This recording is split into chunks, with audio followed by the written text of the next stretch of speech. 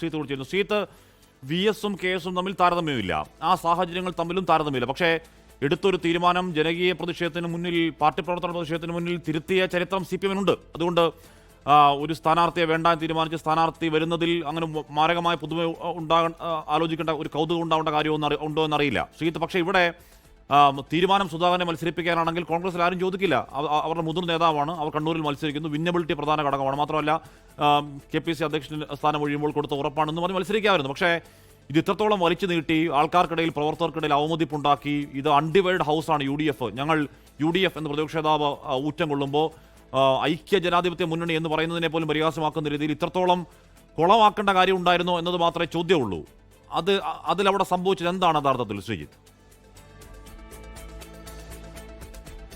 Hashmi, VS അച്യുതാനന്ദനും K സുധാകരനും തമ്മിൽ സാമ്യമില്ലെങ്കിലും K സുധാകരന് seat വാങ്ങിക്കൊടുക്കാനായി ഇപ്പോൾ നടന്ന പ്രതിഷേധങ്ങൾക്ക് 2006 VSന് സീറ്റ് നേടിക്കൊടുക്കാൻ നടന്ന പ്രതിഷേധങ്ങളുമായി താരതമ്യമുണ്ട്, സാമ്യമുണ്ട്. അന്ന് തെരുവിലെ പ്രതിഷേധങ്ങളാണ് CPIMന്റെ ഇളകാത്ത തീരുമാനങ്ങളെ തിരുത്തിയത്. സമാനമായ രീതിയിലാണ് കോൺഗ്രസ് ഹൈക്കമാൻഡിൻ്റെ തീരുമാനത്തെയും കെ സുധാകരൻ്റെ അണികൾ, ആരാധകർ പ്രകടനങ്ങളായും പ്രതിഷേധങ്ങളായും പുറത്തിറങ്ങിക്കൊണ്ട് തിരുത്തുന്നത്. അതുകൊണ്ട് രണ്ടും തമ്മിലുള്ളൊരു വ്യക്തികൾ തമ്മിൽ സാമ്യമില്ലെങ്കിലും അത് രണ്ടുപേർക്ക് സീറ്റ് നേടിക്കൊടുക്കാൻ നടത്തിയ ഇടപെടലുകൾക്ക് സാമ്യമുണ്ട് എന്ന് പറയുന്നതായിരിക്കും ശരി. ഈ ഇത്തരം പ്രതിഷേധങ്ങളിലേക്ക് കാര്യങ്ങളെ കൊണ്ടുപോകണമായിരുന്നോ? നേരത്തെ കെ സുധാകരന് സീറ്റ് നൽകുന്നതായിരുന്നില്ലേ ഉചിതം എന്ന ചോദ്യവും കോൺഗ്രസിനകത്ത് ഉയരുന്നുണ്ട്. എന്നാൽ കോൺഗ്രസിലെ പ്രധാന സംസ്ഥാന നേതൃത്വത്തിൽ തന്നെ ഈ കെ സുധാകരന് സീറ്റ് നൽകുന്നതിനോട് എതിർപ്പുണ്ടായിരുന്നു എന്നതാണ് വസ്തുത.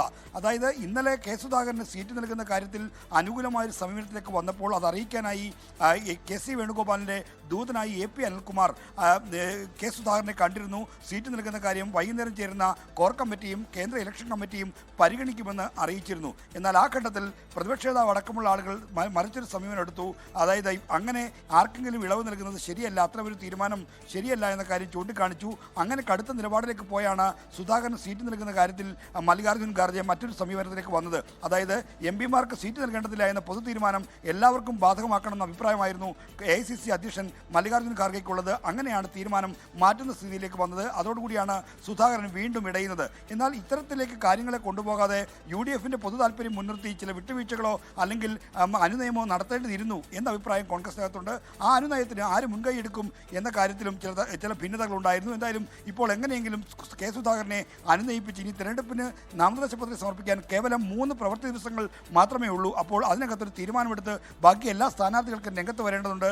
ഇതുവരെ ഈ തമ്മിലടി കാരണം ഈ തെരഞ്ഞെടുപ്പിൽ ഉന്നയിക്കേണ്ട രാഷ്ട്രീയ വിഷയങ്ങളൊന്നും ഉന്നയിക്കാൻ കോൺഗ്രസിനോ UDFനോ കഴിഞ്ഞിട്ടില്ല എന്നതും ഒരു വസ്തുതയാണ്. ലോകത്തെവിടെയായാലും ഏത് സമയത്തും 24 വാർത്തകളും ഓഗ്മെന്റഡ് റിയാലിറ്റി പാക്കേജുകളും എക്സ്പ്ലെയിനറുകളും വിശദമായി കാണാൻ ഞങ്ങളുടെ YouTube ചാനൽ നിങ്ങൾക്ക് സബ്സ്ക്രൈബ് ചെയ്യാം.